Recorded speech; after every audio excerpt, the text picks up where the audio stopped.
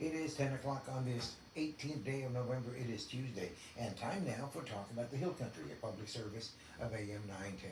This morning on the program, we bring in a special guest to talk about something really special coming up over the Thanksgiving holidays. And we welcome in Holly Simonette from Enchanted Glass Blowing and Furniture Company. I don't know. Yeah, Enchanted Fredericksburg Glass Blowing at Enchanted Fredericksburg Ranch. We're not all the way out to Enchanted Rock. All right. I know you've not only are you bringing in some really special guests in the next few weeks, but y'all are about to celebrate what, 3 years, I think. Yeah, we opened 3 years ago, Thanksgiving weekend. So we've always counted that as the dates change, but that is our anniversary weekend. I know we brought you and your husband in early on, and you explained a little about it. But if you would just a brief little synopsis of how it came together and what you all do out of the Enchanted Rock. Yeah, we were in the area volunteering with the state park when COVID hit and thought, ooh, we need a backup plan, and found this property. We're about 10 minutes from Main Street on, it's North Milam in town, but turns into Ranch Road 965. So you'll find us on the right side of the road. And we started a glass blowing studio and a small art gallery.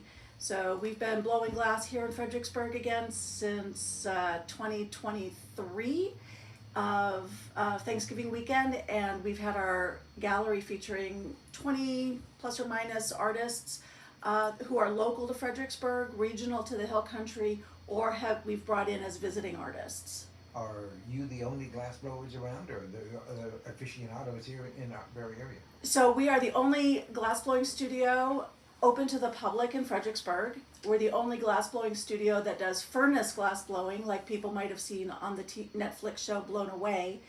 But there are glass blowing studios in San Antonio, Wimberley, Austin, Dallas-Fort Worth, Salado, Grapevine, but we're the only one here in Fredericksburg. All right, and you've got some fun stuff coming up in the next couple of weeks. Actually, I guess next weekend. Next weekend, yeah. It's coming up fast. We've been excited to be bringing in several visiting artists, visiting glass blowers. A couple in October, we had someone come in from the Chihuly Garden and Glass.